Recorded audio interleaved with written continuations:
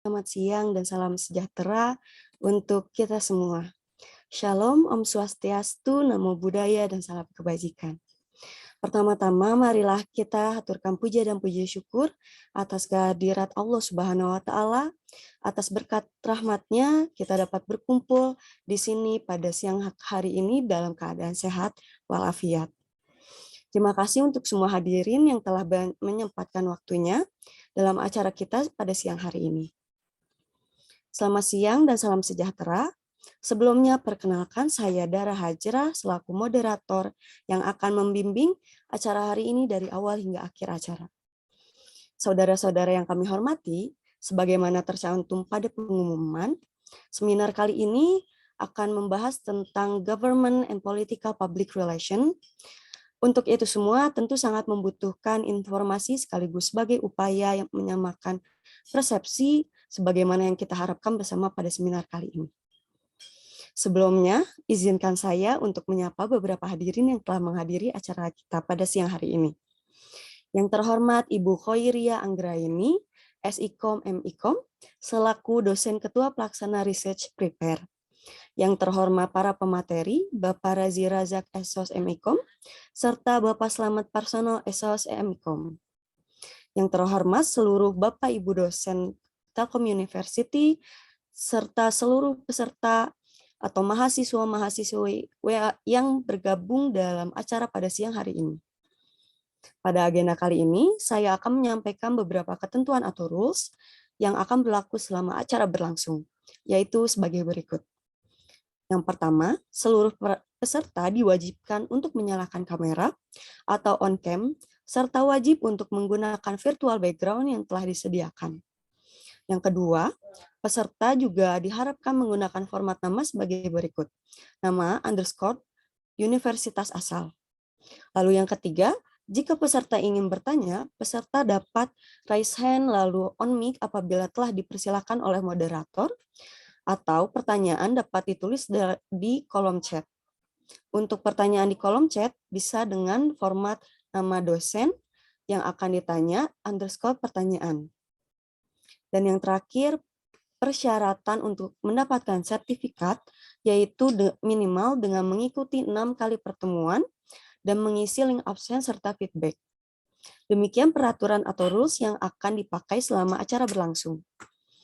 Selanjutnya, saya akan serahkan kepada Ibu Khoiria Anggraini, SIKOM MIKOM, selaku dosen ketua pelaksana Research Prepare untuk menyampaikan sambutan hangatnya. Baik, terima kasih teman-teman panitia, terima kasih Dara sudah membuka acara. Saya ucapkan selamat datang kepada teman-teman yang hari ini sudah bergabung di acara Research Prepare yang ketiga ya, yang hari ini kita lakukan secara paralel gitu ya, dengan dari 3 pekan yang lalu, dan harapannya dengan pilihan tema yang variatif ini bisa memberikan gambaran tema-tema dan topik-topik skripsi yang bisa teman-teman ambil untuk menyelesaikan tugas akhir. Saya mengucapkan terima kasih untuk narasumber hari ini. Ada Pak Razak nanti yang akan membahas tentang Government Public Relation, kemudian ada Pak Ono yang juga akan menambahkan bahasan tentang Political Media Communication. Tentu dua hal ini akan menjadi menarik, menjadi tema skripsi yang menarik, dan saya harap teman-teman lepas dari acara Research Prepare ini bisa mempersiapkan topik penelitian dan sudah tahu nanti misalnya akan mengambil tema riset spesifik apa gitu untuk menyelesaikan tugas akhir, karena memang di 2019 pada semester ganjil depan itu sudah masuk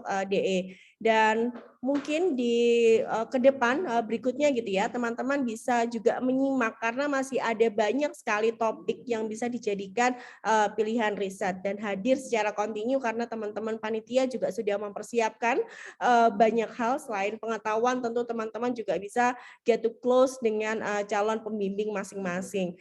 Terima kasih dan selamat menikmati seluruh proses diskusi dalam Research Prepare Volume 2 di week ketiga ini ya. Terima kasih Dara. Baik, terima kasih banyak atas sambutannya Ibu Khoiria.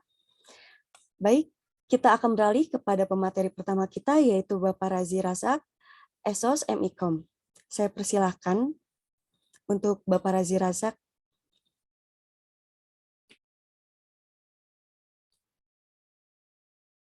Halo Bapak Razi. Iya, halo. Pendengar suaranya ya? Terdengar, Pak. Oke, ya. Makasih. Alhamdulillah. Bagaimana kabarnya Pak hari ini? Alhamdulillah sehat. Sehat, Mbak. Nah, baik Pak, terima kasih. Sebelum kita melanjutkan ke materi yang akan disampaikan, izinkan saya untuk menyampaikan profil seputar Bapak ya Pak. Eh, Bapak Razi Razak, SOCM Ikom, merupakan seorang dosen Digital Public Relation di Telkom University dengan konsentrasi kajian dan riset Public Relation Culture and Technology. Beliau memiliki beberapa riwayat pekerjaan untuk sekarang, yaitu sebagai dosen Digital Public Relation dari tahun 2019 hingga sekarang, menjadi peneliti Public Relation dan Marketing Communication di Telkom University dari tahun 2019 hingga sekarang. Beliau juga menjadi editor Indonesia Journal of Digital Public Relation atau IJDPR dan juga merupakan seorang peneliti Public Relation di Sikacak Konsultan pada tahun 2019 hingga sekarang. Selanjutnya, Pak Razi Razak juga memiliki beberapa sertifikasi keahlian. Yang pertama yaitu Pak Razi mempunyai sertifikasi BNSP, Strategic Public Relation. Lalu yang kedua merupakan sertifikasi internasional peneliti metode kualitatif. Dan yang terakhir merupakan sertifikasi internasional peneliti metode kualitatif. Untuk latar pendidikannya tersendiri, Pak Razi mendapat gelar Bachelor Degree in Journalism di Universitas Mercubuana, Jakarta, Indonesia. Lalu, beliau juga mendapatkan Master Degree atau Postgraduate Degree in Communication Science di Universitas Mercubuana, Jakarta, Indonesia. Dan yang terakhir, beliau juga mendapat gelar Student Doctoral Communication in Universitas 11 Maret, Surakarta, Indonesia. Revisi, Mbak, bukan gelar, itu mahasiswa program doktoral komunikasi, mahasiswa S3, saya, Mbak. Bukan, Baik, belum ada Pak. gelarnya. Oh iya. Ya, jadi mahasiswa S3 Ilmu Komunikasi atau program dokter Ilmu Komunikasi UNS gitu loh. Baik, Pak. Mohon maaf sekali atas kesalahannya. Baik, sebelumnya juga beliau pernah menjadi dosen pengampu mata kuliah Manajemen Event dan Digital Communication di Universitas Mercubuana pada tahun 2012 hingga 2020. Pak Razi juga pernah terlibat dalam Pusat Studi Komunikasi Universitas Mercubuana atau Prokodes di tahun 2015 hingga 2016. Beliau juga pernah tergabung ke dalam Mercu TV pada tahun 2014 hingga 2019 dan juga pernah tergabung dalam Deka Group Education Management and Communication Consultant di tahun 2014 hingga 2016. Pak Razi juga pernah tergabung di dalam Primagama Group Principal and Business Development Primagama Homeschooling pada tahun 2008 hingga 2014. Lalu selanjutnya beliau juga pernah tergabung dalam Asia Zoom Consultant atau PT Asia Raya Media sebagai peneliti di tahun 2014 hingga 2015 dan juga pernah menjadi Senior Manager Insurance Central Asia Raya di tahun 2017 hingga 2019 serta Pak Razi juga pernah menjadi seorang wartawan surat kabar harian Satelit News Jawa Post Group di tahun 2007 hingga 2008. Pak Razi juga pernah menjadi bagian English Division 1 Lembaga Pendidikan Indonesia Amerika Academic Coordinator pada tahun 2006 hingga 2017. Dan yang terakhir, beliau 2007, Mbak, bukan 2017. Baik, mohon maaf sekali Pak atas kesalahannya. Ya. 2006 hingga 2007. Dan yang terakhir, beliau pernah tergabung pada Yayasan Akuntansi dan Manajemen Indonesia Academic Staff di tahun 2005 hingga 2006. Sekian merupakan biodata dari Bapak Razi dan mohon maaf atas beberapa kendala kesalahannya. Maka selanjutnya kami persilahkan kepada pemateri pertama. Untuk itu kepada yang terhormat Bapak Razi kami persilahkan. Oke, terima kasih Mbak Dara atas announcement-nya, perkenalannya. Alhamdulillah, hari ini hari yang sangat bahagia dan sangat mulia.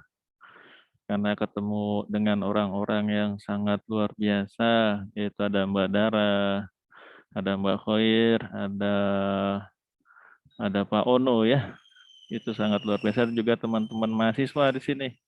Ada Mbak Diana, Mbak Sari, ya, Mbak Fadila, dan lain-lain ya. Nah, hari ini kita hanya sharing saja ya untuk bagaimana kita ingin melakukan sebuah research ya. Research ya.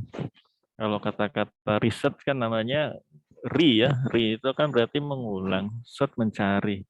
Ya mencari ulang ya gitu. Apa yang kita cari yaitu ya sebuah jawaban gitu ya. Kan kita semua juga senang mencari sebuah jawaban kan gitu ya. Soalnya ketika kita mengikuti kuliah gitu ya, kita mengikuti UTS, kita mencari jawaban kan? Apa yang kita cari ketika mencari jawaban setelah UTS? Ada yang bisa jawab kah?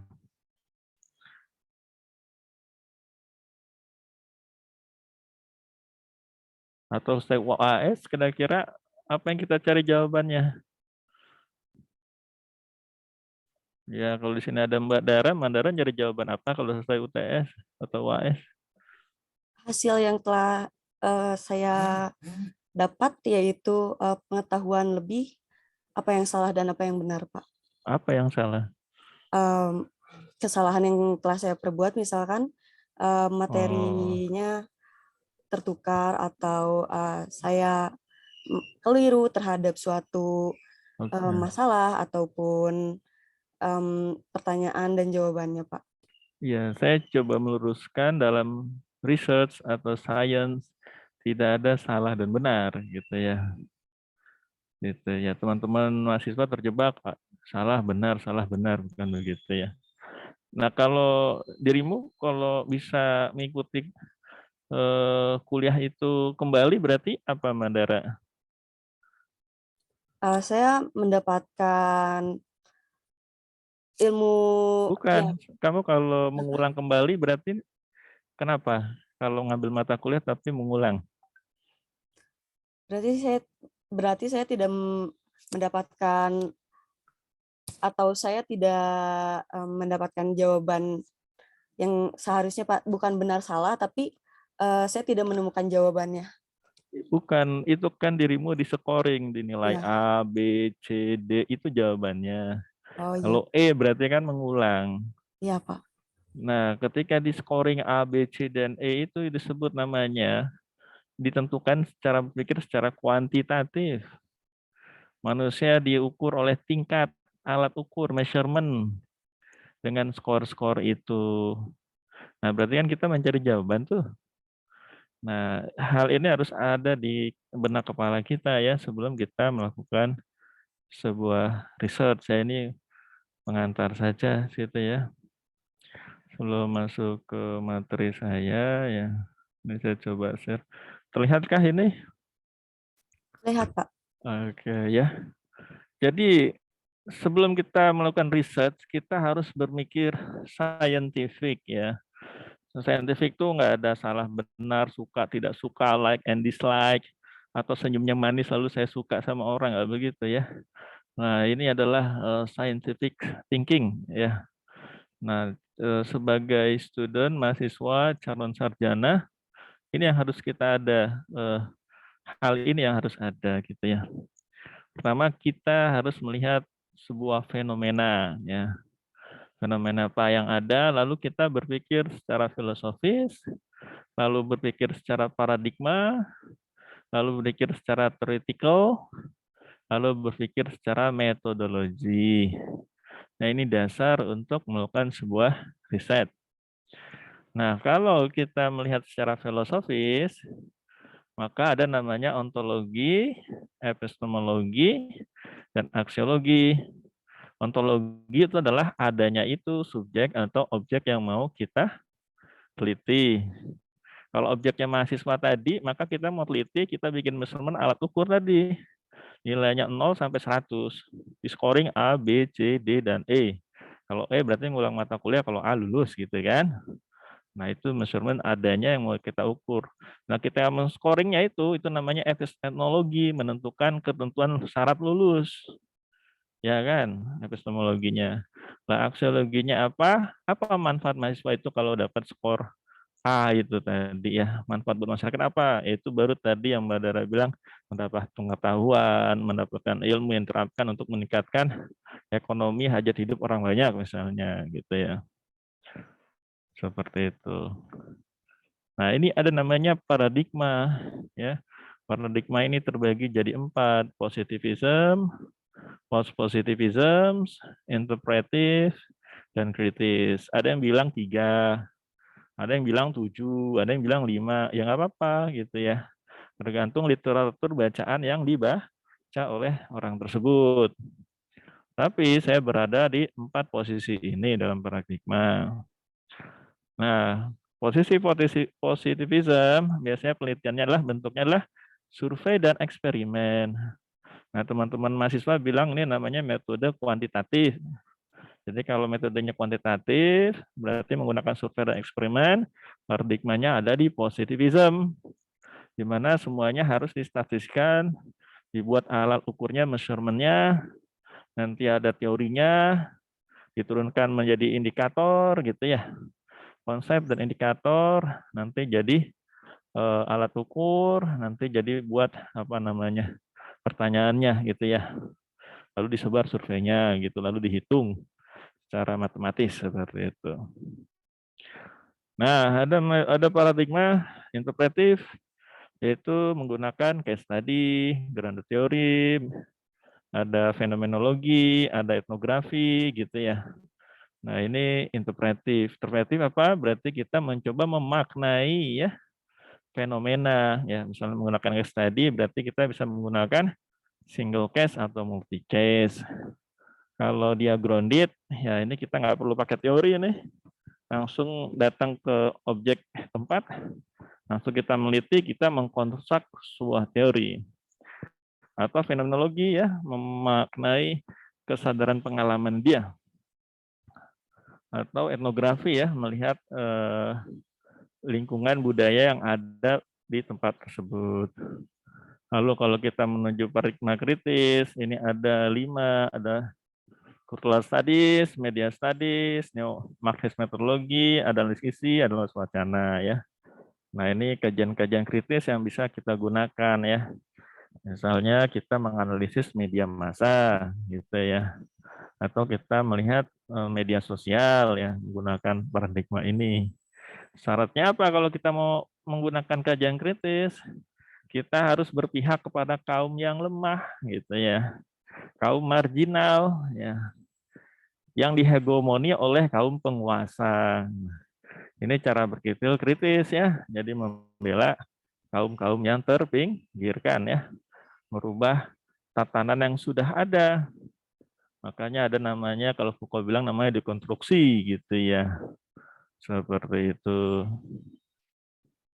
Nah, ini yang paling penting ya ketika kita ingin memulai suatu penelitian, kita harus tahu namanya body of knowledge.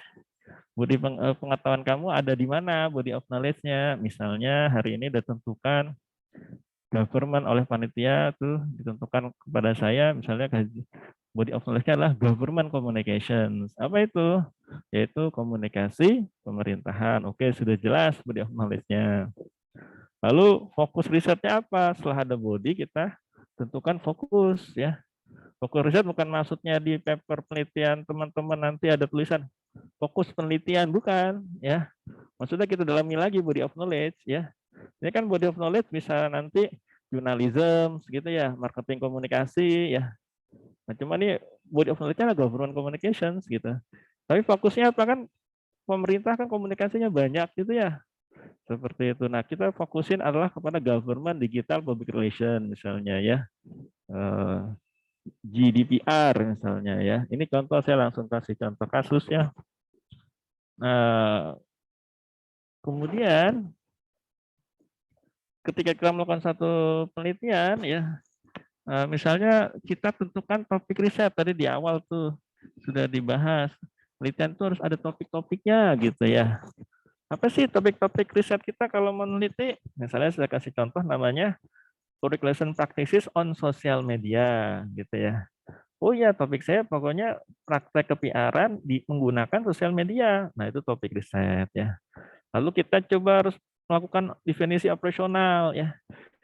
Kalau saya meneliti praktek pemasaran sosial media, saya mau operasionalnya kepada siapa? Oh, ternyata kepada government public relations gitu ya. Apa yang mau saya kaji? Yaitu adalah pesan-pesan di sosial media misalnya. Jadi menganalisis pesan, message gitu ya. Sosial media kan ada Twitter, ada Instagram, pemerintah kan buat tuh. Nah, itu saja yang dikaji gitu ya. Tuh. Tentukan topiknya. Nah, contohnya gimana tadi ya, menganalisis government public relations, menggunakan sosial media, tujuannya apa? Membangun hubungan kepada publik. Nah, inilah jadi namanya tadi body of knowledge, fokus riset, topik riset, sehingga kita menemukan kajian. Nah, dari sini baru kita menelurkan sebuah judul penelitian, gitu ya, kurang lebih. Atau riset topik kita mau kita ganti nih, saya nggak suka ini penelitian mengenai apa ini analisis pesan gitu ya, public relation practices, nggak mau. Saya sukanya menggunakan isu-isu budaya misalnya gitu ya. Oke, saya masukkan riset topik saya adalah isu budaya pada sosial media PR misalnya. Lalu bagaimana kita mendefinisikan operasionalnya? Ya, saya mau mengidentifikasikan isu budaya pada government PR gitu ya di sosial media. Jadi apa ya publikasi pemerintah mengenai konten-konten budaya itu jadi kajian kita gitu ya. Seperti itu. Tapi untuk urusan politik enggak. Paham ya maksudnya ya? Tuh, jadi ada isu budaya baru kita akan meneliti misalnya government PR punya campaign ya, campaign budaya misalnya gitu ya. Ada fashion budaya kah, ada apakah gitu. Cuma dipublikasikan di sosial media. Nah, itu jadi kajian kita, baru itu bisa menjadi suatu judul penelitian gitu seperti itu. Atau kita nggak suka kajian budaya, oh, saya sukanya isu-isu sosial dan politik. Nah, sudah, riset topiknya diganti lagi gitu kan, di switch misalnya. Nah, muncullah isu sosial dan sosial politik dalam penggunaan sosial media. Apa yang mau kita investigasi? Yaitu adalah isu-isu politik ya. Sorry ini belum diganti ya.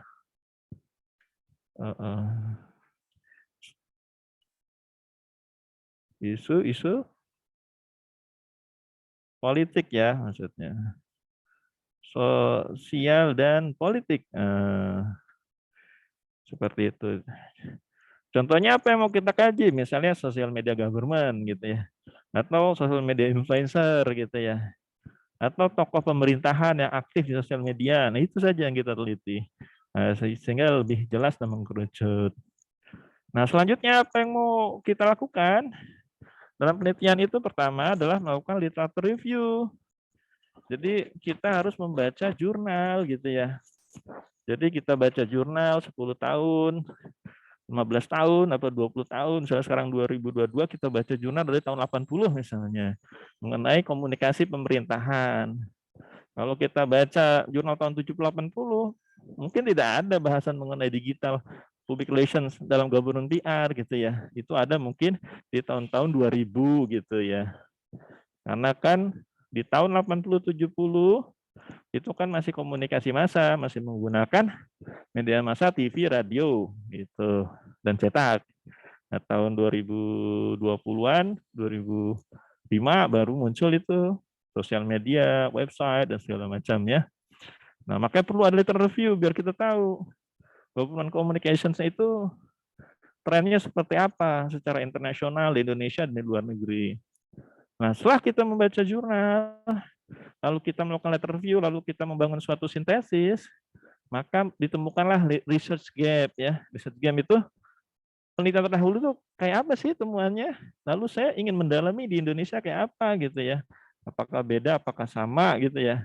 Nah, itu kita mencari research gap. Research gap itu macam-macam nanti ya, dilihat dari fenomenanya, metodologinya, teorinya, dan lain-lain ya. Seperti itu. Temuannya. Sehingga setelah kita menemukan research gap, baru muncullah problem statement, masalah yang mau kita statementkan gitu ya. Nah, kalau masalahnya sudah ada, baru kita menteorikan, theorizing on konteks. Konteks apa? Konteks masalah penelitian. problem statement yang sudah kita statementkan. Ya, kita gunakan namanya theorizing on context ya, mengkontekskan teori. Tapi bukan memindahkan, bukan mengcopy paste teori. Nah, teman-teman mahasiswa kadang-kadang teorinya dikopi dari buku dipindahin gitu, bukan. Tapi teori itu kita pahami, kita lakukan sintesis teori itu, kita banding-bandingkan teorinya itu, ya. Setelah teori itu bisa menjawab masalah penelitian, baru kita cari metodenya. Metodenya mau kuantitatif atau kualitatif gitu ya.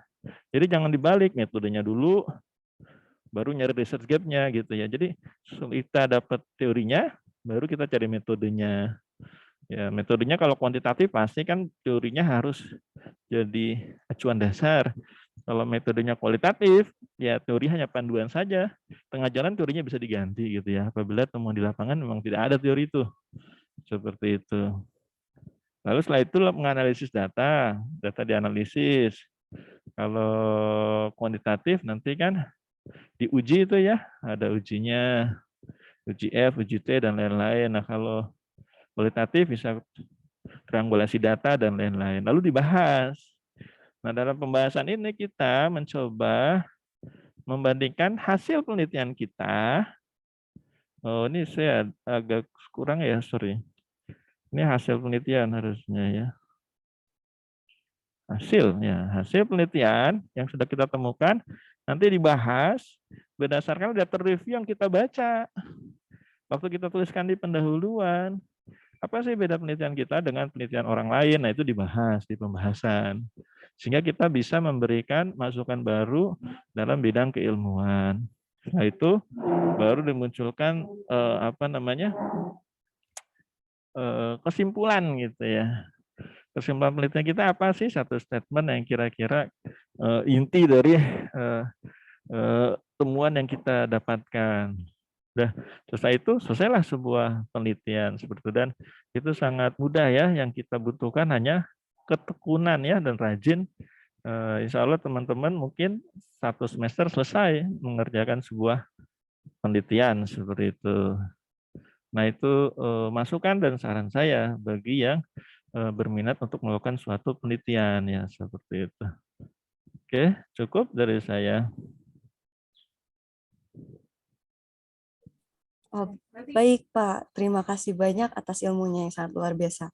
Berarti mungkin bisa sedikit saya simpulkan bahwa dalam melakukan penelitian ini tuh harus jelas body of knowledge-nya serta fokus research yang akan kita ambilnya ya Pak. Betul sekali ya, jadi jangan fokus di judul dulu. Teman-teman kan saya judulnya ini Pak, terus saya maunya kuantitatif, kualitatif gitu ya. Nggak begitu. Kita fokus dulu di body of knowledge. Kita mau mengkaji jurnalistik kah gitu. Mau mengkaji PR kah? Mau mengkaji marketing komunikasi kah gitu. Atau mau mengkaji politik communication politik kah gitu. Jelas dulu body of knowledge-nya di mana posisi kita seperti itu. Baik Pak. Terima kasih banyak atas materinya yang sangat luar biasa ini Pak. Baik, selanjutnya kita akan berpindah kepada pemateri yang kedua yaitu Bapak Slamet Parsono. Selamat siang Pak Slamet. Selamat siang Mbak Dara. Baik Pak, selamat siang. Bagaimana kabar Bapak hari ini? Alhamdulillah baik Mbak Dara. Terima kasih nih sudah diberikan kesempatan untuk sharing dengan teman-teman semua. Ya. Baik Pak, sebelum menuju materi yang akan disampaikan, izinkan saya membacakan kurikulum vitae Bapak Slamet ya Pak. Pak Slamet Parsono, SOS MIKOM, tinggal di Kampung Pasir Pari, Desa Cimekar, Kecamatan Cilenyi, Kabupaten Bandung. Beliau lahir di Bandung pada tanggal 21 Desember di tahun 1982. Beliau menempuh pendidikan formalnya pada tahun 1988. Beliau menempuh sekolah dasar negerinya di SDN Gambir. Lalu pada tahun 1994, beliau menempuh sekolah menengah pertamanya di SMPN 4 Bandung. Di tahun 1997, beliau juga memasuki masa SMA-nya di SMAE 16 Bandung, serta pada tahun 2000 hingga 2004, beliau mendapatkan gelar S1-nya di Ilmu Komunikasi sebagai wisudawan terbaik dengan gelar Yudisium Cum Laude dengan IPK 3,68 di Universitas Islam Bandung. Di 2016 hingga 2018, Pak Slamet mendapatkan gelar Magister Ilmu Komunikasinya di Universitas Islam Bandung dengan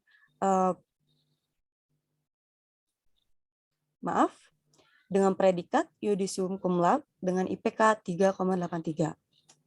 Berikut terdapat beberapa pengalaman kerja dari Pak Slamet Parsono. Di tahun 2013 hingga 2015, beliau merupakan Kepala Redaksi Pemberitaan Koran Sindo Jabar MNC di kantor cabang Bandung. Di tahun 2016 hingga 2017, beliau juga menjadi Redaktur Pelaksana Koran Sindo Jabar MNC Group di kantor cabang Bandung. Di tahun 2007 hingga 2012, Pak Slamet pernah menjadi asisten redaktur Koran Sindo Jabar MNC Group di kantor pusat Jakarta. Di tahun 2018 hingga sekarang, beliau pernah menjabat menjadi redaktur pemberitaan politik di media online Java News TV, serta pernah menjadi news anchor di Sun TV yang sekarang dikenal sebagai iNews TV di Jakarta atau MNC Group. Di tahun 2006 hingga 2017, Pak Slamet juga pernah menjadi wartawan Koran Sindo MNC Group. Lalu pada tahun 2004 hingga 2006, Pak Slamet juga pernah menjadi reporter harian Pagi Radar Bandung, Grup Jawa Pos. Dan di tahun 2001 hingga 2002, Pak Slamet pernah menjadi reporter tabloid mingguan Indonesia di Bandung. Selanjutnya. Mbak Dara, Ya. Jika memang kepanjangan cukup saja, nggak apa-apa, di pengalaman kerja saja. Baik, Pak. Lalu pengalaman kerja selanjutnya, di tahun 2004 hingga 2005, Pak Slamet pernah menjabat sebagai reporter majalah mingguan Gatra di Jakarta. Di tahun 2011 hingga 2012, pernah menjabat juga Pak Slamet menjadi Divisi Humas Pemberitaan dan Hubungan Media pada bakal calon Gubernur Jabar dari jalur independen Dedeng Mulyani Yusuf. Di tahun 2019 hingga 2020, beliau pernah menjadi konsultan media humas dan media sosial pada bakal calon Bupati Bandung dari Partai Golkar Deding Ishak.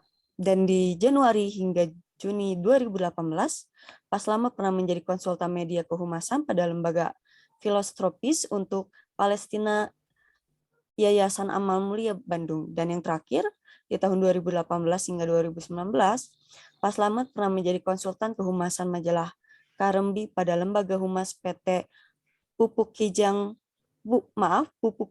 bertempat di Cikampek. Sekian atas kurikulum vitae dari Bapak Slamet yang dapat saya sampaikan. Dan selanjutnya saya persilahkan kepada pemateri kedua, untuk itu kepada yang terhormat Bapak Slamet. Kami persilahkan. Baik. Baik, Mbak Dara dan teman-teman semua. Oh iya, ini Jason, sepertinya saya salah kirim file ke Jason. Jess, biar saya aja Jason, atau dari panitia yang share slide-nya. Baik. Terima kasih atas kesempatannya. Sekali lagi saya ucapkan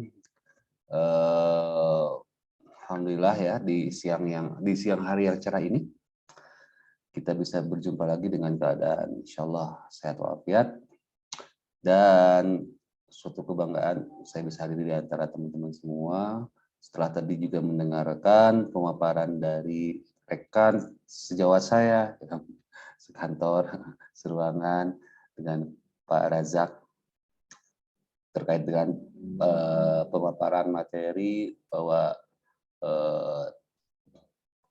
kita sebagai kaum terdidik harus bisa mengeluarkan output penelitian yang baik seperti apa. Secara garis besar dan secara mendetail juga telah diterangkan oleh Pak Razak bahwa dalam penelitian, karena kita ini adalah temanya tentang pra-research gitu ya. Teman-teman harus tahu juga bagaimana cara menggali potensi dalam diri kita sendiri, ketertarikan kita sendiri terhadap isu-isu atau tema-tema penelitian yang akan kita angkat.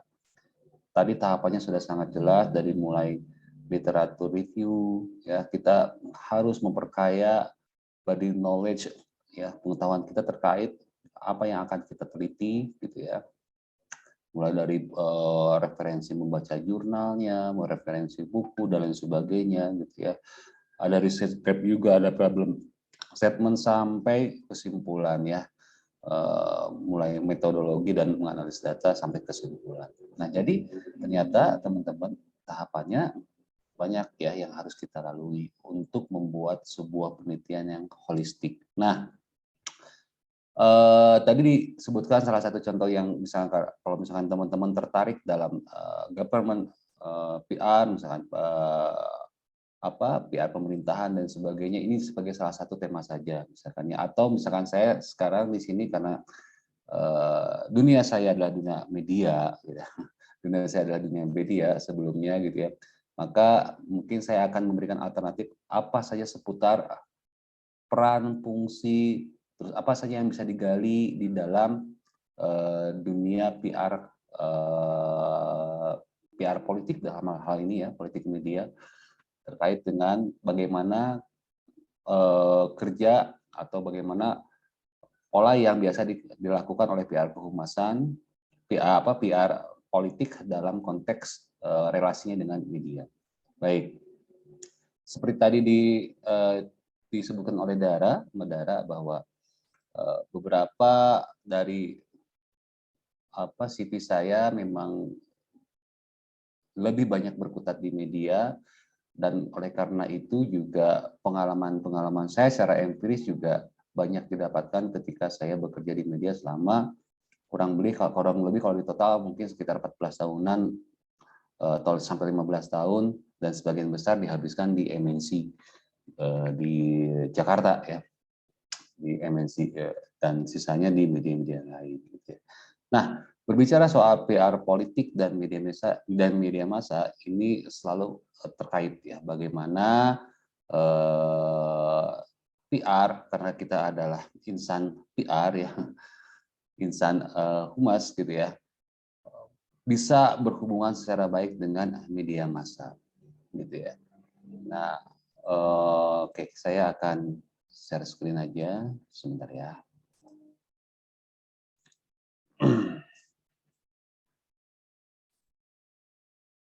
Apakah sudah muncul? Dara? Belum Pak. Oh sudah Pak. Sudah ya, sebentar. Ya, bentar. Oke. Praktisi PR memegang peranan yang penting untuk menyampaikan pesan politik melalui komunikasi yang efektif, baik melalui iklan maupun pemberitaan di media massa, dan membangun hubungan yang menguntungkan antara politikus dan media. Prinsip humas seperti dikatakan oleh Jean Louis Case dan mengatakan bahwa advertising is saying you're good, PR is getting someone else to say you're good, adalah mantra. Yaitu artinya humas perlu media yang dibawa memberikan ulasan positif tentang organisasi dan satu brand mereka. Jadi maksud saya di sini terkait dengan pola atau kegiatan aktivitas humas pasti akan selalu terkait dengan media massa. Coba bayangkan teman-teman, seandainya kalau teman-teman itu adalah sebagai seorang humas, maka teman-teman membutuhkan rebranding atau branding, bahkan mungkin personal branding ya di perusahaan teman-teman atau di tempat bekerja teman-teman, itu pasti akan membutuhkan media. Persoalannya bagaimana media tersebut bisa membangun citra yang positif bagi perusahaan kita, itu yang harus benar-benar diperhatikan. Nah, oke, kita lanjut aja. Richard Edelman, CEO Edelman, mengatakan bahwa every organization is a media organization. Media merupakan sekutu berharga, tetapi berpotensi sulit diatur dalam proses politik. Sekali lagi, sulit diatur dalam proses politik. Karena saya berbicara tentang politik media ya.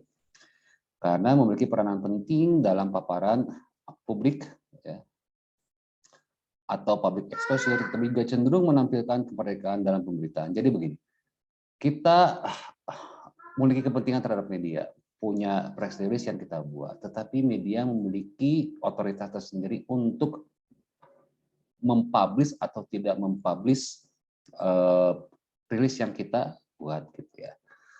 Tapi sekali lagi keberadaan media sangat penting.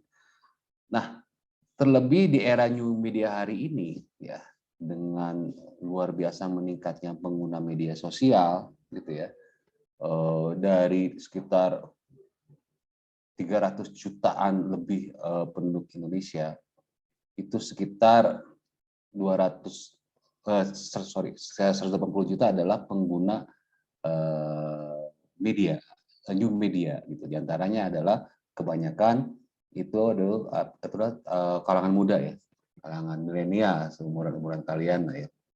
Nah, justru isu-isu itu sering banyak bermain di kalangan di tempat-tempat di media sosial yang dimana setiap orang bisa mencurahkan ide, gagasan, pendapat secara bebas, gitu ya, di media sosial. Dan kadang media massa itu mengambil isu-isu tersebut dari media sosial, gitu ya, untuk di publish lebih dalam lagi. Yang biasanya hal-hal yang biasa menjadi perhatian publik. Contohnya misalkan seperti apa yang sekarang sedang yang sedang rame-ramenya dibicarakan, yaitu polisi tembak polisi, tapi yang mati CCTV, misalkan seperti itu, ya.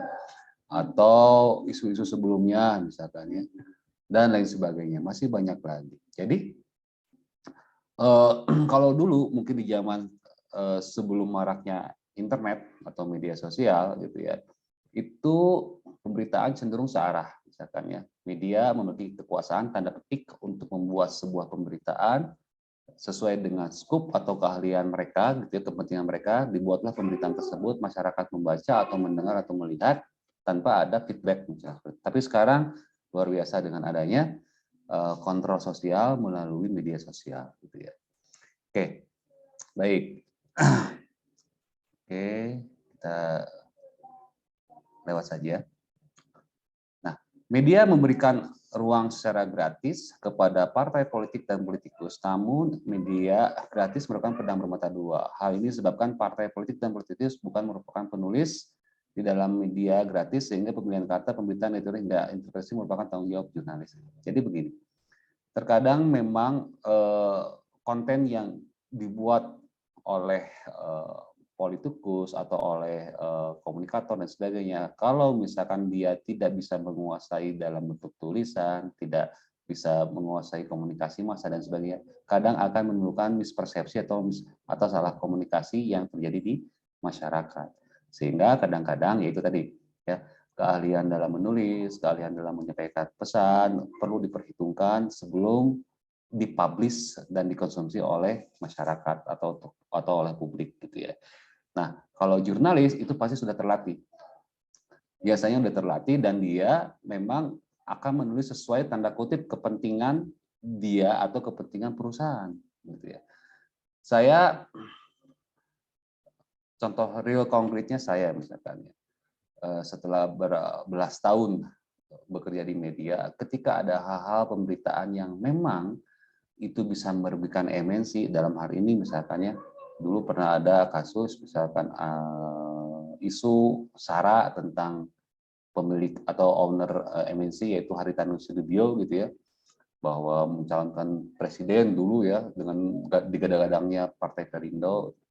Terus isu SARA-nya adalah dia bukan pribumi, keturunan dan sebagainya. Nah, hal-hal yang semacam itu tidak akan kita publis. Tidak akan saya publis. Kenapa? Karena memang sudah perintah dari atasan, nggak boleh, gitu ya. Tapi mungkin bagi media lain senang, gitu ya. Atau misalkan TV One dulu, misalkan, ya, pada ada saat kasus siapa namanya yang anaknya Abu Rizal Bakri itu, yang Nia Ramadhani itu, yang tersandung kasus narkoba, ya. Nah, kalau bagi Metro atau bagi media-media lain, kita MNC bahkan mungkin senang aja, gitu, misalnya memberitakan itu. Tapi ya, TV One sendiri tidak akan memberitakan itu dengan porsi yang sangat berlebih. Pasti itu. Ada filter terlebih dahulu yang disaring sebelum itu dipublis gitu ya.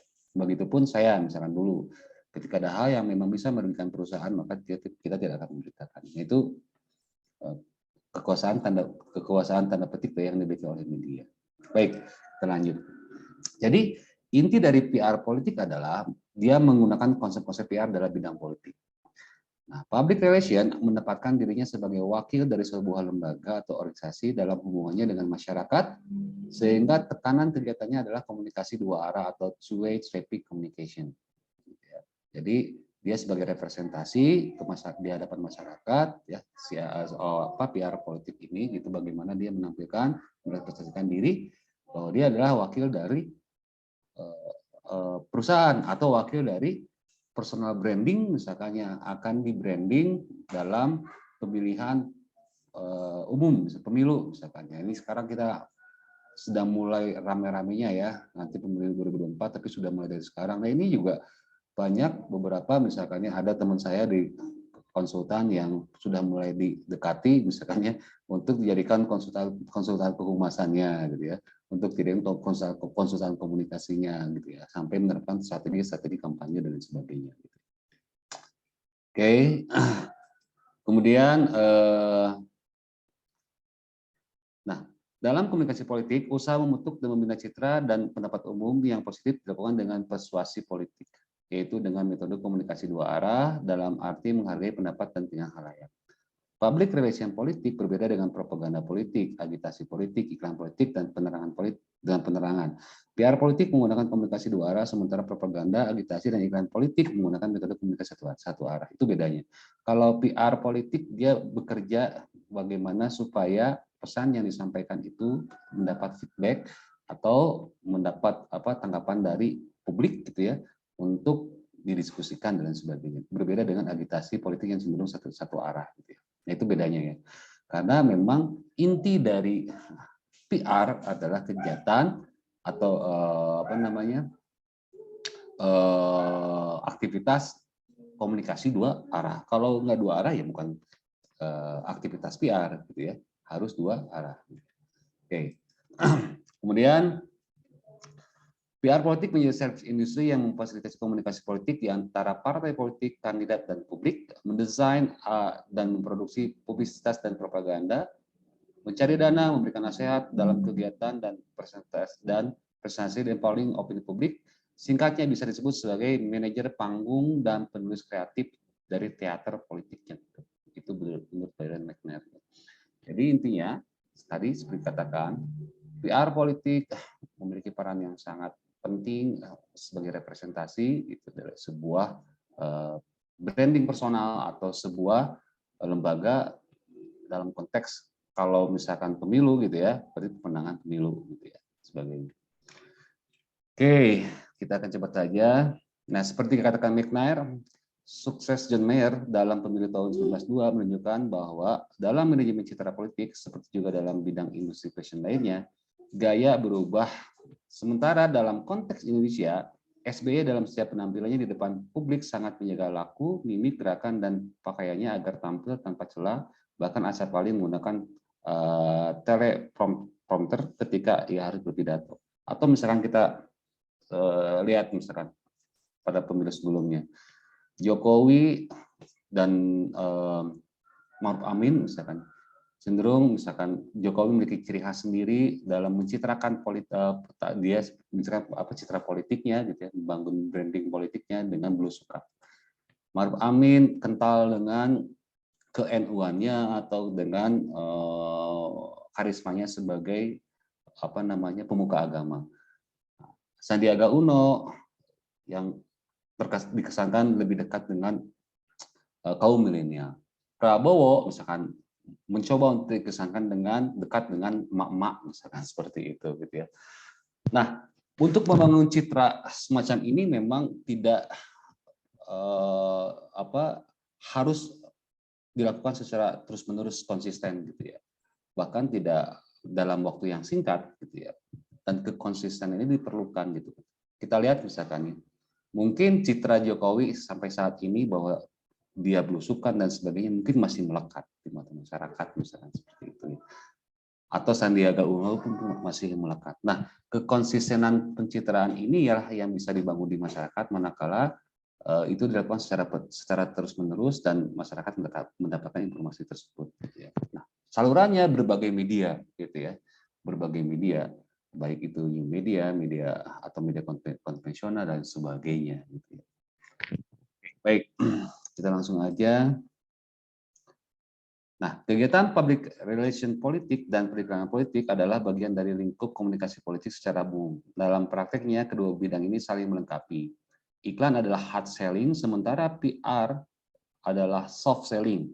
Maksudnya adalah iklan berbicara tentang produk-produk spesifik atau merek tertentu, sedangkan public relation memfokuskan diri pada pesan umum yang hendak dicapai.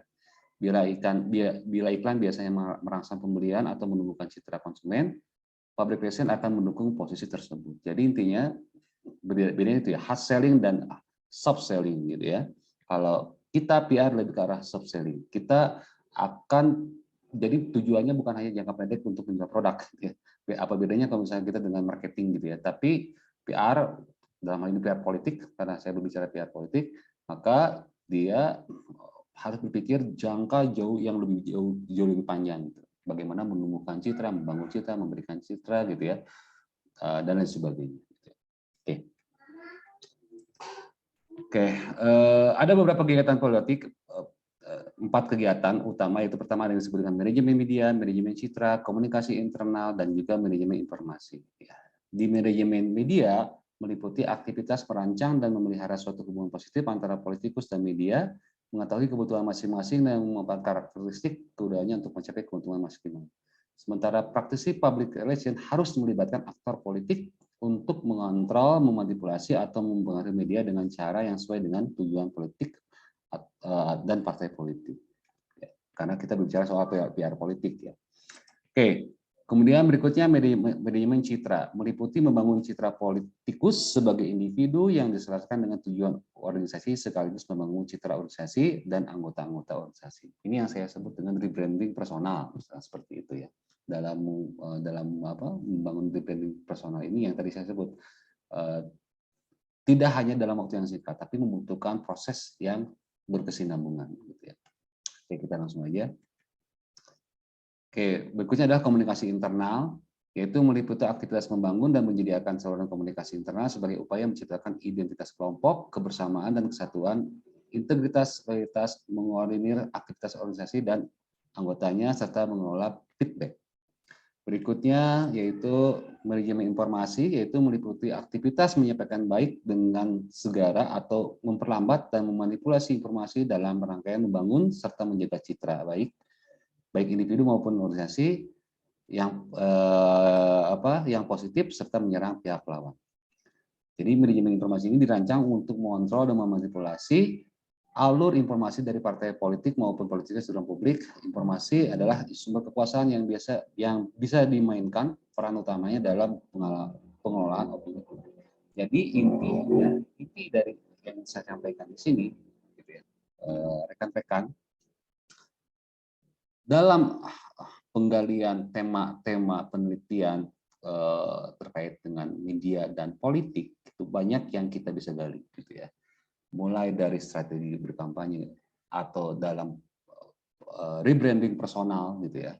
Bagaimana pola-pola yang dilakukan oleh pasangan si A, si B dalam membuat brandingnya atau menciptakan brandingnya, gitu. Itu kita bisa cermati di sana, gitu ya. Tentunya sekali lagi dengan teori-teori yang kita bekali, misalkan seperti tadi, dengan tahapan-tahapan penelitian yang telah tadi diterangkan juga oleh rekan saya, para sah. Mungkin itu saja sebagai pembuka. Mungkin akan lebih baiknya mungkin kita akan melakukan diskusi ya, Mbak Dara. Terima kasih atas kesempatannya untuk presentasi. Assalamualaikum warahmatullahi wabarakatuh. Baik Pak, terima kasih banyak. Wassalamualaikum warahmatullahi wabarakatuh. Mungkin kutipan sedikit saja dari saya, berdasarkan materi yang Bapak sampaikan tadi, bahwa praktisi public relation itu memiliki peran untuk menyampaikan pesan politik melalui komunikasi yang efektif baik melalui iklan ataupun media, tetapi media sendiri memiliki haknya sendiri, mereka akan membuat berita tersebut menjadi seperti apa dan bagaimana. Seperti itu ya Pak, kurang lebih. Baik, terima kasih banyak Pak Slamet atas materinya yang luar biasa hari ini. Hadirin yang terhormat, demikianlah kedua materi yang telah dibawakan oleh Bapak Razin dan Pak Slamet. Tentunya kedua materi tersebut sangatlah menakjubkan dan juga bermanfaat bagi kita semua, serta telah menambah ilmu baru bagi kita semua. Teman-teman yang saya hormati, selanjutnya merupakan kegiatan sesi tanya-jawab. Kepada teman-teman, dipersilahkan untuk mengajukan pertanyaannya. Jika peserta ingin bertanya, peserta dapat raise hand lalu on mic apabila dipersilahkan oleh moderator, atau pertanyaan dapat ditulis di dalam kolom chat. Dan untuk pertanyaan di dalam kolom chat bisa dengan format nama dosen yang akan ditanya _ pertanyaan. Oke, jika ada yang ingin ditanyakan, bisa langsung saja ditanyakan. Selagi ada kesempatan dengan kedua pemateri kita yang sangat luar biasa hari ini.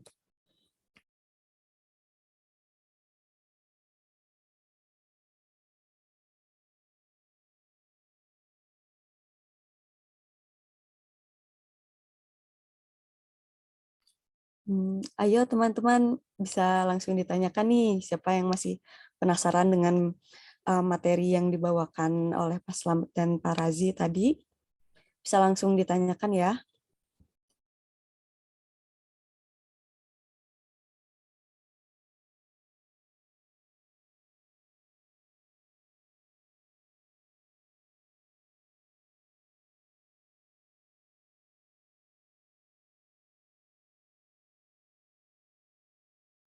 Mungkin dari selagi menunggu teman-teman kita menyiapkan pertanyaannya, Pak, Ibu izinkan saya bertanya sedikit nih mengenai materi Pak Slamet tadi. Sekiranya kita memiliki hubungan yang baik dengan media, lalu tiba-tiba dari atasan media tersebut melarang kita untuk menerbitkan rilis yang telah kita berikan, apakah mereka tetap akan mengikuti perintah dari atasannya dan bisa membelokkan rilis yang kita buat, atau bagaimana ya Pak? Biasanya dari pengalaman Bapak selama bekerja di MNC gitu. Oke, Dara. Jadi posisinya kamu sebagai humas maksudnya, atau di internal sebagai jurnalis di media tersebut, atau gimana? Di internal jurnalis, Pak. Oh, oke. Maksudnya gini, kamu sudah dapat materi pemberitaan untuk dipublikasi, tetapi ternyata si ownernya nggak boleh Ya, dipublikasikan seperti itu, gitu ya? betul. Apa yang lebih baik dilakukan gitu, Pak, berdasarkan pengalaman kerja Bapak selama ini di MNC Group? Ya, betul. Jadi gini, kalau di media itu ada yang disebut dengan, kalian nanti teman-teman bisa baca juga, ada teori agenda setting, dan itu benar-benar terasa oleh saya ketika misalkan selama menjadi jurnalis misalkan. Agenda setting ini memang sebuah upaya atau strategi yang dilakukan oleh media bagaimana kita mengawal isu atau membangun isu gitu ya, supaya informasi yang diberikan kepada masyarakat melekat dan masyarakat atau publik terpengaruh secara kognisi, secara pemikiran gitu ya. Ujung-ujungnya kalau misalkan masyarakat terpengaruh oleh informasi kita, terbangun opini publik di masyarakat, maka efek berikutnya adalah akan mengubah perilaku misalkan. Yang tadinya nggak akan milih si A, maka karena sudah ada dikasih asupan tentang informasi-informasi dari media dan sebagainya, karena kita memiliki agenda setting itu, maka akhirnya memilih si A sebagai presiden, misalkan seperti itu. Itu maksudnya gitu ya. Nah, sekali lagi, berarti kalau memang seperti itu, gitu ya, ada agenda setting itu macam-macam secara teknisnya. Saya tuh biasanya tiap hari itu mengadakan rapat. Tiap pagi saya tuh kontrol ke semua koordinator liputan di beberapa wilayah. Kamu punya isu apa aja? Saya ini Pak, kamu apa Pak? Kita kumpulkan, lalu kita seleksi kira-kira isu ini untuk di halaman berapa, oke di halaman 1 atau di jam sekian dan sebagainya gitu ya, kita list dan sebagainya. Nah, itu ada semacam desain yang akan kita publikasikan kepada masyarakat. Sebelum dipublikasikan ada diskusi terlebih dahulu. Oke. Itu yang sifatnya reguler harian. Apalagi kalau misalkan yang sifatnya laporan khusus, misalnya kita setting terlebih dahulu informasi yang akan diberikan kepada masyarakat seperti apa. Gitu ya. Misalkan kita akan menggali tentang untuk menggiring opini supaya masyarakat misalkan setuju bahwa misalkan ya mohon maaf, gorong-gorong di wilayah di sekitaran Telkom University harus diperbaiki seperti apa karena ini membuat banjir dan sebagainya, maka terus kita bikin berita itu gitu ya. Setiap hari-harinya kita bikin berita itu gitu ya dan sebagainya. Sehingga bisa akhirnya mempengaruhi kebijakan pemerintah dan lain sebagainya gitu, misalkan seperti itu ya. Artinya yang ingin saya sampaikan gitu Dara, lalu ketika ada berita misalkan yang memang pemilik atau owner media merasa tidak cocok misalkannya, mau tidak mau Dara gitu ya, karena kita sudah terikat oleh kontrak kerja, oleh visi misi dari media kita dan sebagainya, akhirnya mau tidak mau banyak yang bisa dilakukan. Pertama, tidak mempublis berita itu. Yang kedua, mengurangi porsi berita itu. Atau yang ketiga, bahkan kalau misalnya memang berita itu menjadi konsumsi bagi media lain, gitu ya. Ini yang disebut dengan perang informasi itu ini ya. Bagi konsumsi bagi media lain, maka kita akan mengcounternya. Kita akan mengkick balik misalnya dan sebagainya. Membuat sebuah pertahanan. Itu yang dilakukan Dara. Seperti itu. Enggak. Baik Pak, bisa sangat saya pahami. Terima kasih banyak atas jawabannya. Sekali lagi untuk teman-teman yang ingin bertanya, bisa langsung raise hand ataupun menempatkan pertanyaannya di dalam kolom chat dengan format nama dosen yang akan ditanya underscore pertanyaannya.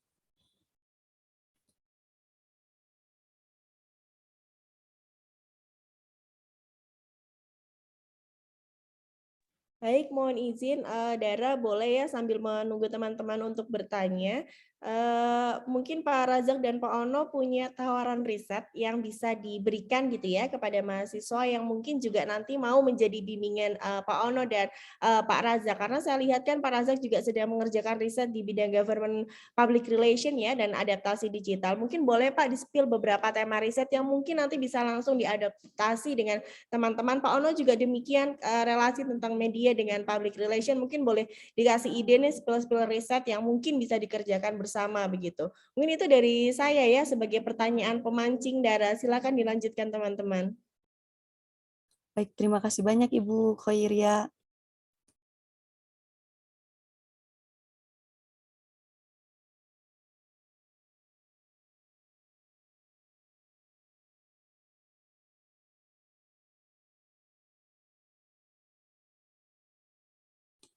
Untuk teman-teman semuanya, sekali lagi saya persilahkan jika ada yang ingin bertanya, bisa langsung raise hand ataupun menaruh.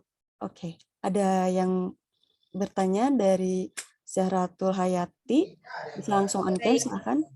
Saya izin bertanya kepada Pak Ono, seperti tadi yang disampaikan Bapak, dengan adanya sosial media, kini masyarakat bisa bebas beropini atau berinterpretasi.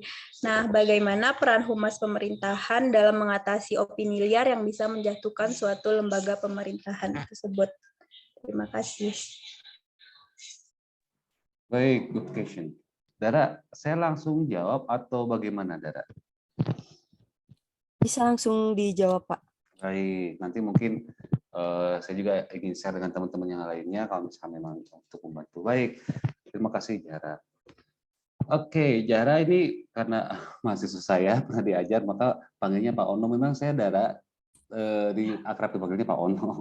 Ya Pak, Kita udah tahu tadi kurang formal Pak, mohon maaf. Gak apa-apa. Baik, Jara, pertanyaan yang bagus. Nah,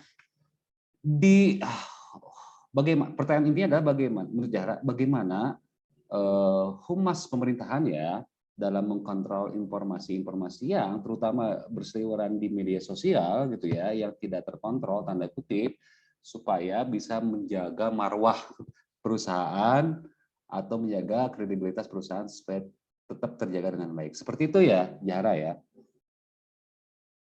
Baik, terima kasih. Nah, oke. Memang luar biasa ya dengan new media hari ini gitu, media baru hari ini, setiap orang itu bisa menjadi sumber media sendiri gitu. Kalau dulu kan orang ingin ingin berkomentar dan ingin didengar dan ditonton atau dibaca oleh banyak orang itu harus melalui media konvensional. Kalau hari ini setiap orang bisa menjadi media mereka sendiri gitu ya, dengan memiliki akun dan lain sebagainya, akun Facebook, Instagram, Twitter dan lain sebagainya gitu. Yang jadi soal kan persoalannya adalah etika. Selain etika dalam mempublikasi juga pengetahuan dalam membuat sebuah publikasi, etika terutama. Kan kadang-kadang nggak semua orang ya senang dengan darah ya, Zahra, nggak semua orang senang dengan tanda kutip misalkan hal-hal yang memang berbentuk kekerasan, tetapi karena kita minum etika gitu ya, semua dipublikasikan gitu ya, padahal secara etika nggak boleh gitu. Nah itulah yang disebut dengan pentingnya pendidikan jurnalisme, pentingnya kode etik dan sebagainya gitu ya. Tapi yang terjadi tidak kok seperti hari ini, tetap kok semua ada di media, bahkan luar biasa ya, netizen publik media baru gitu ya, itu tanda kutip soal menjadi hakim dalam sebuah isu atau sebuah persoalan. Nah, bagaimana kalau misalnya ternyata ini menyerang perusahaan kita dan sebagainya? Pertama yang harus dilakukan adalah jujur, harus jujur gitu ya. Yang kedua, jangan membuat sebuah respon yang berbalik melawan balik gitu ya. Justru menimbulkan sebuah diskusi alot, tapi dalam artian justru dia menyalahkan media atau menyalahkan orang lain. Jadi dia lebih asik menyalahkan netizen atau menyalahkan pihak lain tanpa mengoreksi diri sendiri. Nah itu sebuah kesalahan besar. Itu awal dari sebuah kesalahan besar. Apalagi menyalahkan media massa, misalkan seperti itu ya, nggak bisa. Gitu. Makanya cenderung terjadi ketika menyalahkan orang lain atau menyalahkan media massa atau dan sebagainya gitu ya, itu akan menjadi bumerang bagi si perusahaan. Kemudian apalagi yang bisa dilakukan?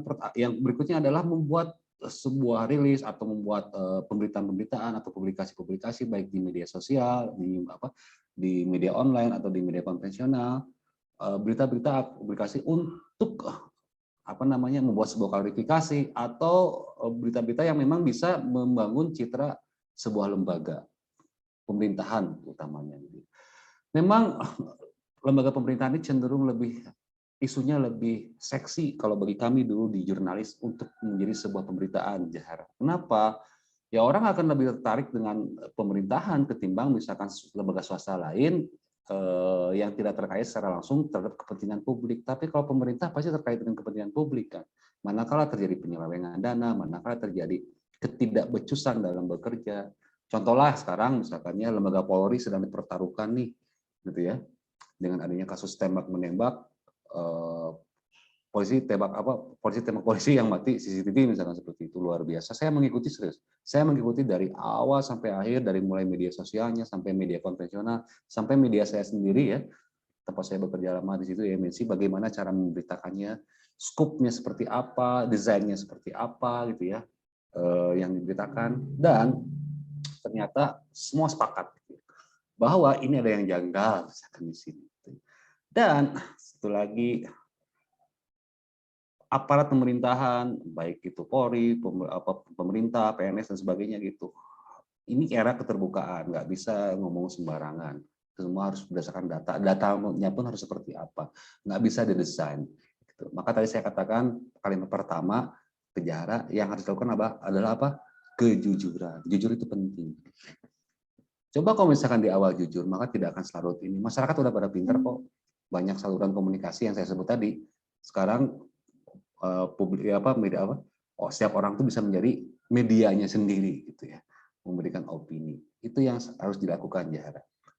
Selain tentunya dibekali skill-skill dalam membuat sebuah rilis yang baik, berkomunikasi dengan masyarakat yang baik gitu ya. Apalagi pemerintahan. Pemerintah tuh pelayan masyarakat, jangan memposisikan lebih pintar, lebih cerdas daripada masyarakat. salah misalnya seperti itu. Toh masyarakat jauh lebih pintar seperti itu. Itu aja, Zahra. Baik, Pak. Terima kasih ya, Pak, jawabannya. Saya sangat paham. Ya, terima kasih Zahra. Kalau saya pasti menjawabnya berdasarkan pengalaman ditambah pengalaman empiris juga, mungkin teori juga ada gitu ya. Tapi itu biasanya yang terjadi gitu ya. Gitu Zahra. Terima kasih. Terima Zahra. kasih, Pak. Baik, Pak dan Kak Zahra, terima kasih banyak atas pertanyaan dan jawabannya yang luar biasa. Luar biasa, hebat sekali. Ini ada satu lagi pertanyaan untuk Bapak Razi. Pak Razi, terima kasih atas materi yang Bapak paparkan. Mohon maaf sebelumnya izin off cam sama off mic. Mohon izin Bapak, apakah boleh dijelaskan lagi tentang adaptasi teknologi digital dalam aktivitas kehumasan pemerintah serta peluang riset yang dapat dikerjakan dalam konteks tersebut? Terima kasih. Kepada Bapak Razi, saya persilahkan.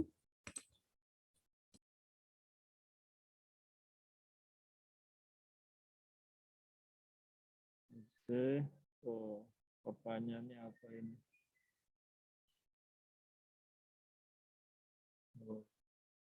Teknologi ya. Oke, jadi seperti ini ya. Jadi ini teknologi ya, teknologi digital. Lalu aktivitas kehumasan berarti public relation practices ya. Ya, peluang riset tentang teknologi ya banyak gitu ya. Jadi kita harus lihat secara historis ya. Teknologi itu disebutkan salah satu penganutnya, ya mungkin salah satu dari kita juga, namanya penganut technological determinism. Ya, jadi kita ini mengagung-agungkan teknologi gitu ya. Nah, kalau konteks digital public relations, maka masanya ketika sebelum ada sosial media, berarti kan ada kehumasan, praktek kehumasan yang menggunakan komunikasi massa atau media massa. Maka riset-risetnya yaitu nanti adalah mengenai media cetak, media televisi, media radio, seperti itu. Nah, ketika ada website, maka yang diteliti adalah website. Karena ada namanya kanal berita online gitu ya. Ada detik.com gitu ya, seperti itu. Atau pemerintah membuat website sendiri gitu ya, untuk komunikasi pemerintahan ya. Itu bisa.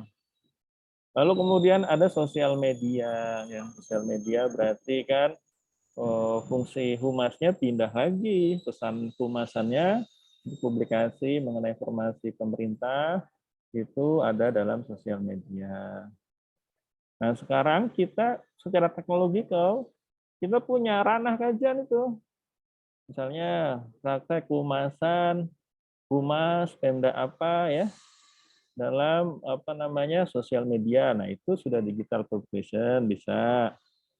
Atau humas sekarang punya TV misalnya, ya, bikin siaran sendiri atau YouTube bisa juga gitu ya. Jadi dengan teknologi ini banyak sekali kajian yang bisa kita kembangkan. Kalau dalam sosial media itu disebut namanya echo chambers ya. Echo chambers dalam artian kalau kita komunikasi massa, kalau kita delivery message kan jadi who, say what, in what channel, in what effect gitu ya. Source menuju receiver, receiver penerima pesannya itu siapa saja kalau TV itu hidup, usia kecil, dewasa, adik-adik, kakak-kakak, om-om, tante, semua bisa nonton gitu ya. Tapi kan dengan ada sosial media sekarang ke HP nih, handphone ya. Hanya yang punya handphone lah yang bisa melihat dan dia sifatnya lebih personal. Bukan massa lagi kalau sosial media ya. Kalau penggunaan teknologinya nanti pesannya dan kemudian lebih personal. Nah, kalau dalam fungsi kehumasan pemerintah, kalau dia melakukan komunikasi massa, misalnya menggunakan media relation, menggunakan wartawan itu tadi, ya, diundang wartawan, bikin rilis, press conference, diberitakan, ya, itu membangun awareness namanya, ya. Tapi kalau di sosial media bukan lagi membangun awareness, tapi membangun engagement. Kenapa? Karena publik boleh komen gitu ya. Gitu kan intinya PR itu kan membangun exposure ya. Exposure itu kan terdiri dari apa? Intensitas ya, frekuensi gitu ya. Berapa sering dia publish, intensitasnya berapa lama orang baca itu, durasinya berapa lama menitnya kan seperti itu. Nah, itu kalau kita implementasi di Instagram bisa gitu ya. Instagram misalnya berapa kali posting itu frekuensi gitu ya. Lalu kita bikin konten Instagram misalnya nggak single post, carousel gitu ya.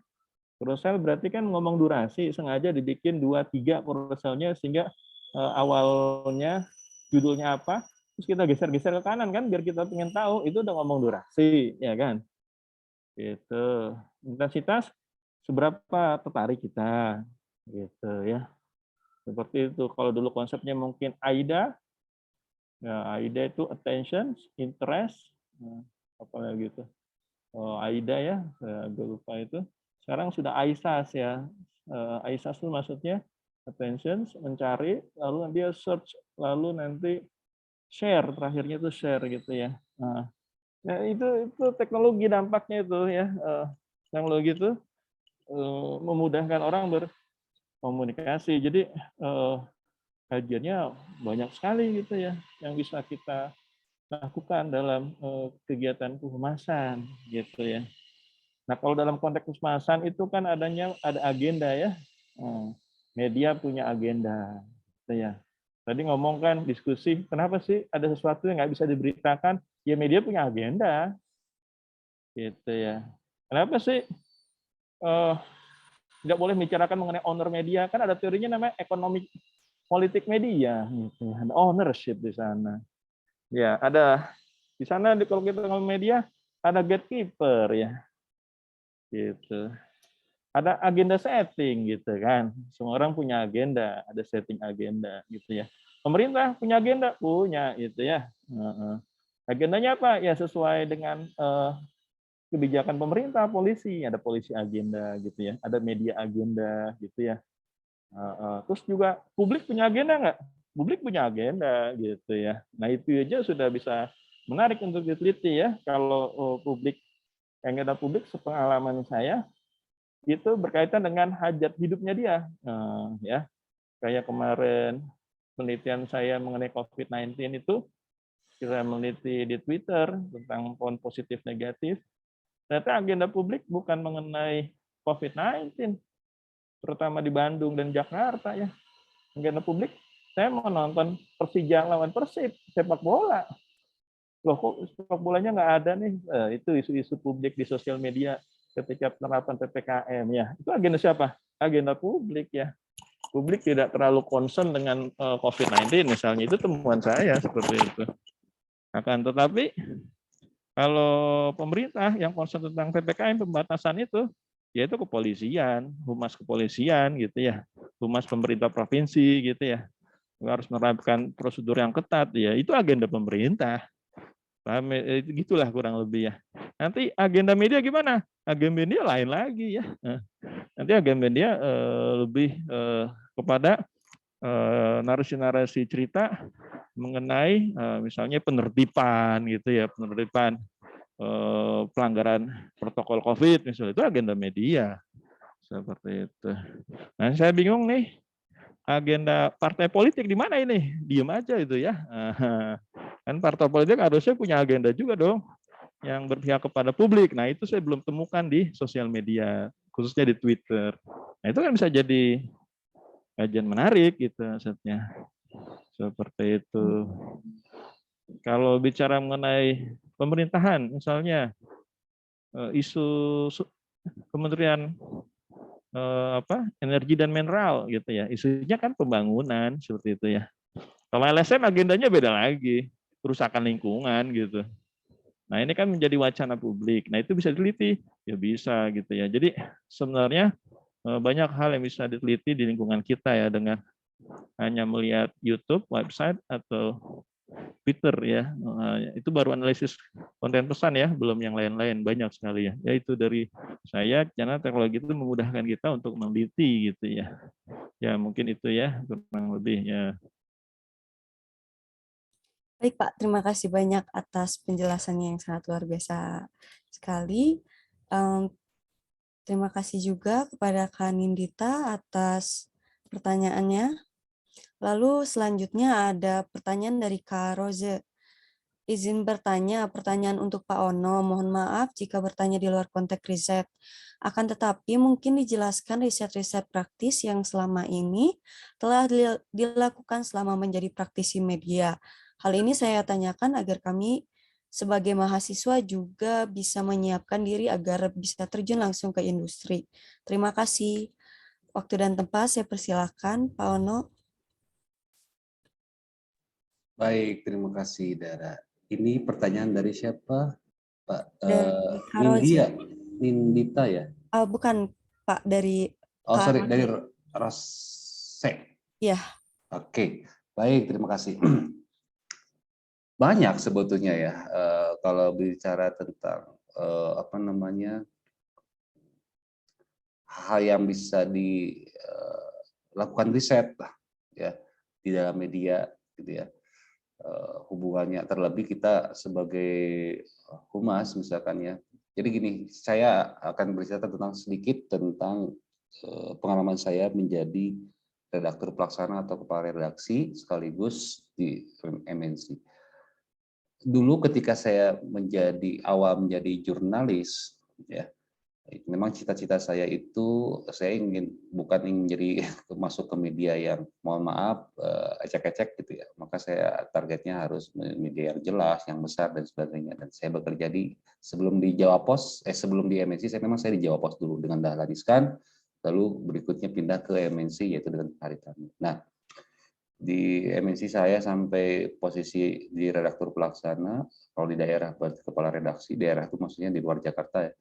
Nah, apa yang saya lakukan? Nah, kalau dulu saya awal jadi jurnalis itu lebih sering mencari, menggali isu-isu pemberitaan, baik isu-isu yang hangat ataupun isu-isu laporan khusus agenda setting yang kita punyai sendiri gitu ya, isu yang kita desain sendiri. Nah, itu selama masih jadi jurnalis. Tetapi ketika beranjak menjadi redaktur pelaksana, kepala redaksi, ada tanggung jawab lebih, saya harus mempertanggungjawabkan produk dari isi media saya ini. Maka saya sudah lagi tidak berpikir terhadap konten lagi, itu tetap ya. Konten tetap menjadi sebuah kualitas yang pertama karena produk utama dari kami adalah informasi dan harus tetap yang harus disampaikan kepada masyarakat secara baik. Tetapi ada tanggung jawab lebih saya itu banyak lebih berhubungan dengan humas. Nah, humas dulu saya banyak berhubungan dengan teman-teman humas perhotelan, BUMN, BUMD, humas swasta gitu ya. Bahkan kalau saya mau jujur, di email saya itu hampir setiap hari email saya tuh dulu itu ada mungkin 10 sampai 15 press release yang masuk ke email saya yang minta bantuan dari teman-teman humas hotel, BUMD dan sebagainya gitu ya, swasta untuk dipublikasi. Persoalannya kadang-kadang nih, ini pengalaman empiris ya. Persoalan kadang-kadang ini nih produk press release-nya yang nggak fokus, yang nggak benar dalam teknis penulisannya dan sebagainya. Terus kemudian isunya dan sebagainya, sehingga mau tidak mau kami buang tanda kutip ke tempat sampah dalam artian maksudnya tidak dipublikasikan gitu ya. Terlebih kalau kerja jurnalis kan dia dikejar deadline, waktu dan sebagainya. Kalau misalkan kita harus mengedit ini dengan waktu 1 jam misalkannya berita ini misalkannya press ini, maka itu sudah memakan waktu yang lain gitu ya. Maka kita tinggalkan seperti itu gitu ya. Nah, maksud saya tadi kalau bicara soal kajian-kajian jurnalis gitu ya. Banyak. Pertama misalkan ya tadi bagaimana misalkan keterkaitan antara kerja humas dengan jurnalis dalam membangun citra salah satunya gitu. Bagaimana membuat sebuah rebranding gitu ya lembaga dari sebuah perusahaan humas tersebut hubungannya dengan cara kerja jurnalis.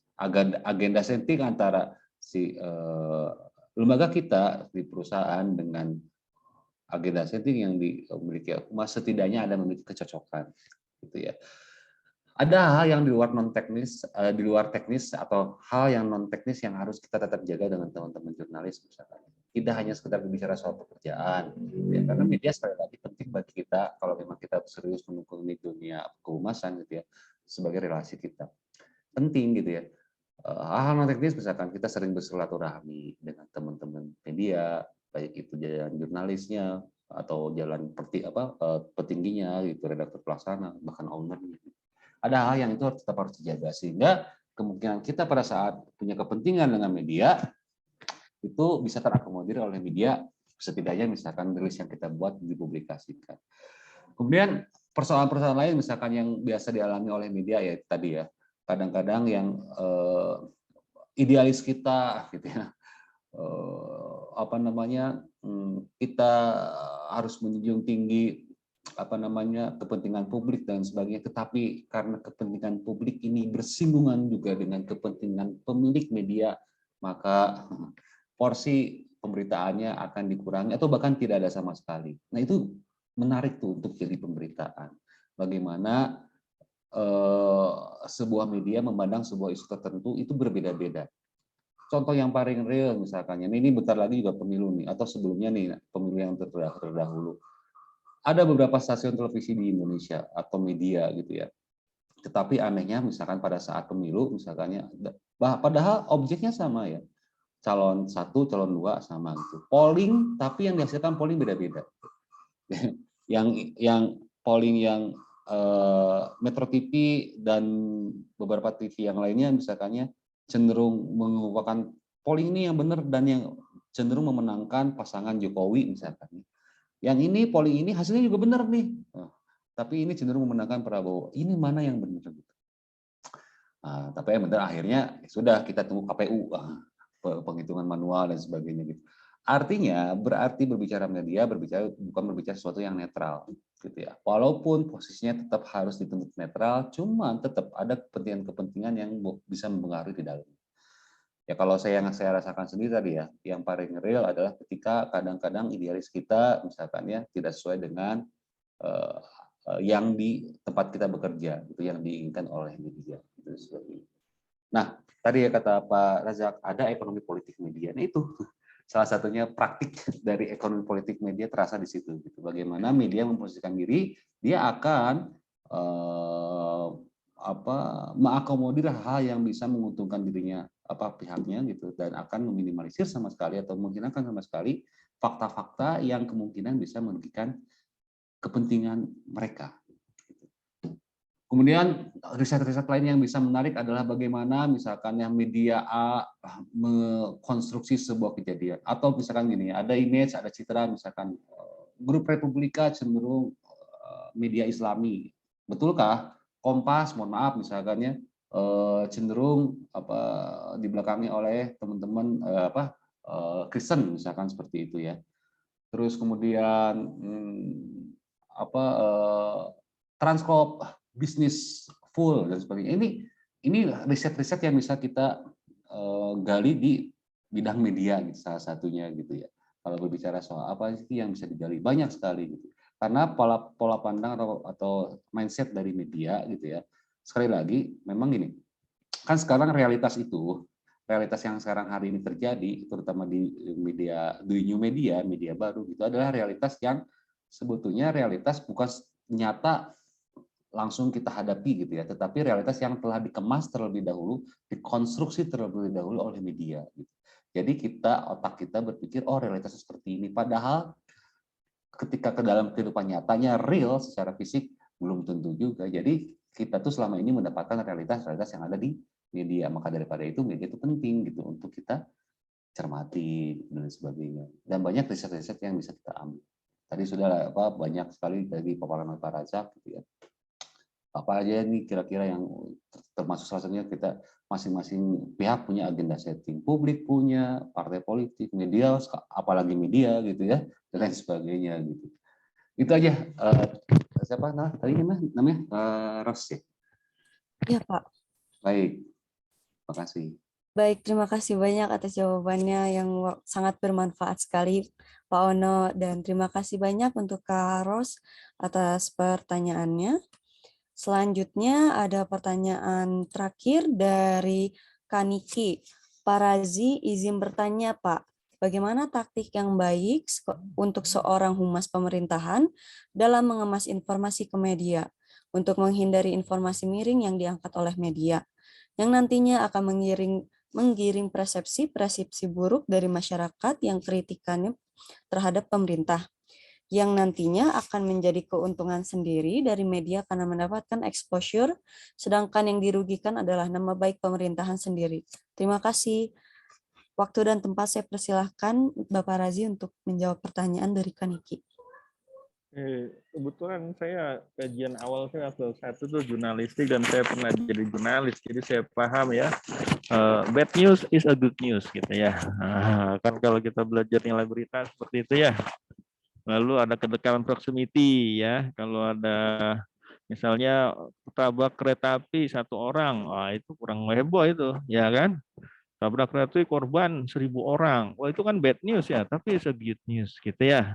Seperti itu. Proximity-nya mana? Misalnya kejadiannya di Jakarta, maka orang yang tinggal di Jakarta tentu concern akan masalah itu. Mungkin orang yang tinggal nanti di Inggris mungkin nggak concern, Jakarta aja nggak kenal gitu misalnya, seperti itu ya. Nah itu kan ada namanya news value, seperti itu.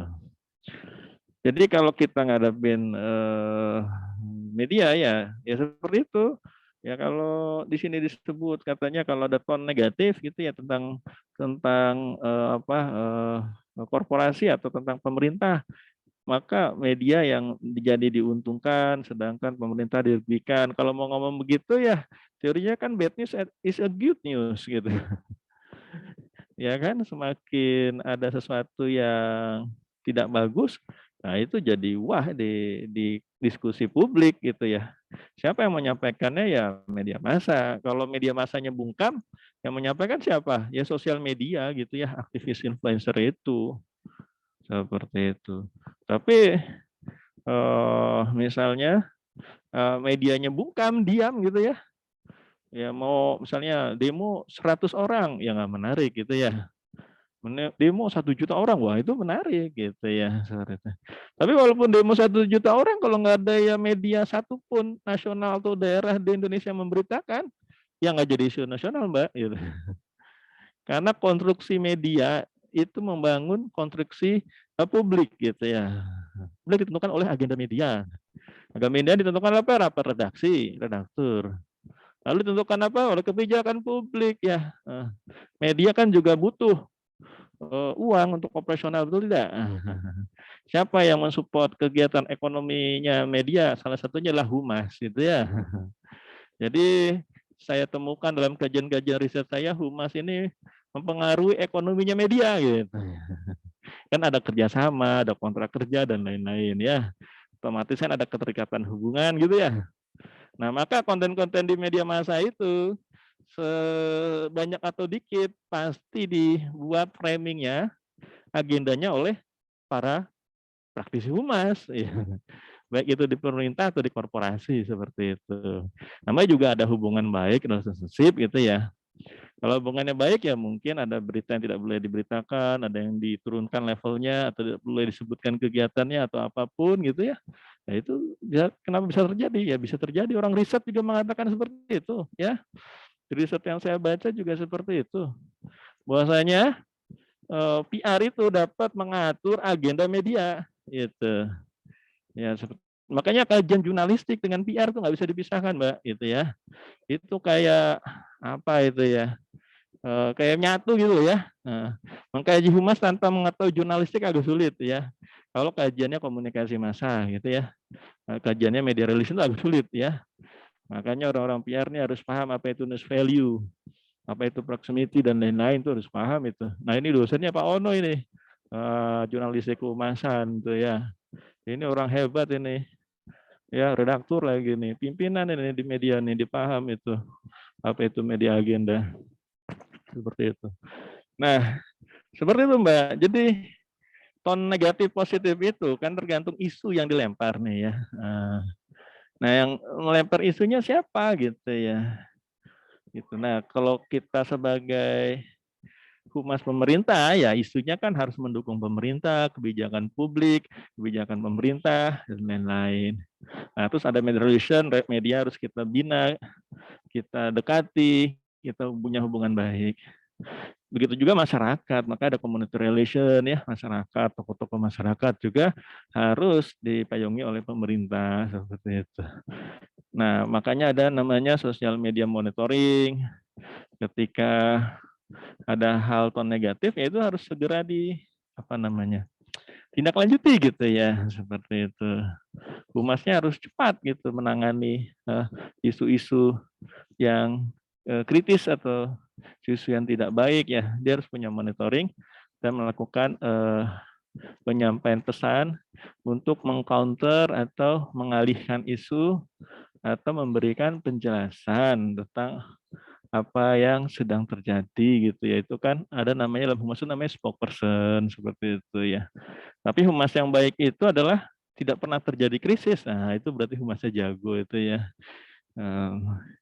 Gitu. Jadi humas yang baik apabila tidak ada isu yang buruk tentang pemerintahnya gitu ya.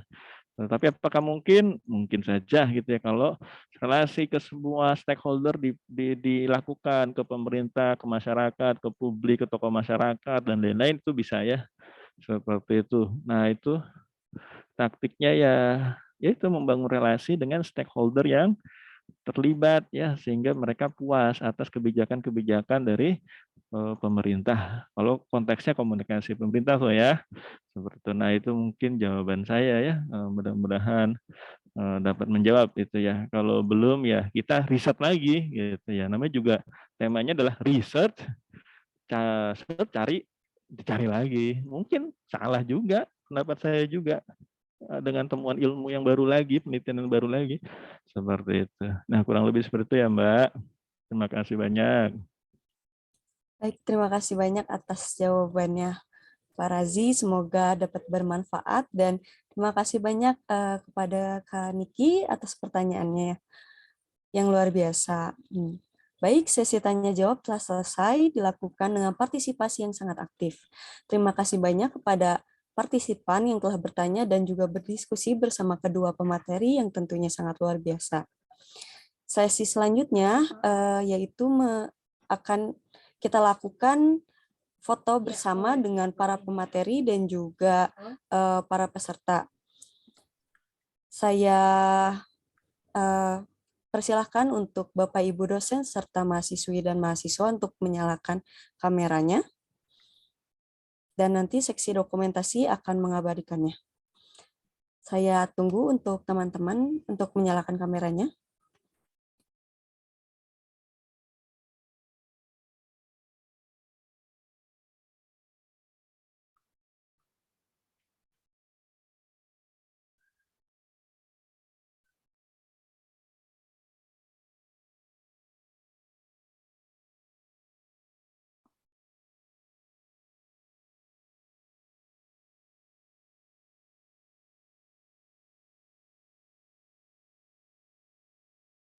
Baik, untuk sisanya masih saya tunggu untuk menyalakan kameranya supaya kita dapat berfoto dengan para pemateri hari ini yang sangat luar biasa dan juga Ibu Khoiria yang sangat cantik hari ini. Oke.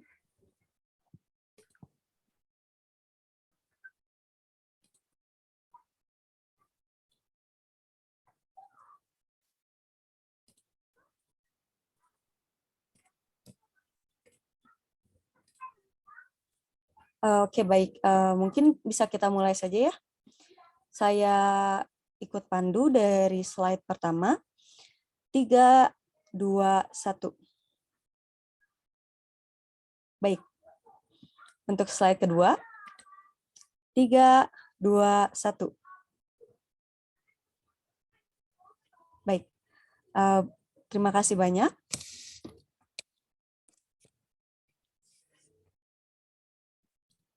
Baik, kepada seluruh peserta dan mahasiswa-mahasiswi, jangan lupa untuk mengisi link feedback yang sekaligus akan menjadi bukti kehadiran teman-teman dalam agenda hari ini. Serta saya menghimbau kembali kepada teman-teman untuk mengisi link pendaftaran untuk pertemuan di pekan depan yang akan datang karena akan ada berbagai materi lainnya yang diberikan pada pertemuan-pertemuan selanjutnya. Alhamdulillahirrabbilalamin, tidak terasa kita sudah berada di penghujung acara. Terima kasih atas perhatiannya dan kerjasamanya kepada seluruh hadirin. Mohon maaf atas segala kekurangannya. Semoga ilmu yang kita dapatkan hari ini bisa bermanfaat di masa yang akan datang. Sekian dari saya. Izin undur diri. Wassalamualaikum warahmatullahi wabarakatuh. Waalaikumsalam warahmatullahi wabarakatuh. Sekali lagi saya ucapkan terima kasih kepada Pak Razi, Pak Ono, dan juga Bu Khoiria untuk menyempatkan waktunya hari ini. Oke, mohon izin live ya. Baik, terima kasih Pak Baik, Raza, Ono, Pak Izin Ono. ya. saudara. Assalamualaikum. Terima kasih teman-teman, ditunggu minggu depan di Research Paper Volume 3 ya. Izin ya. Assalamualaikum. Oke, thank you Pak Ono, Pak Raza.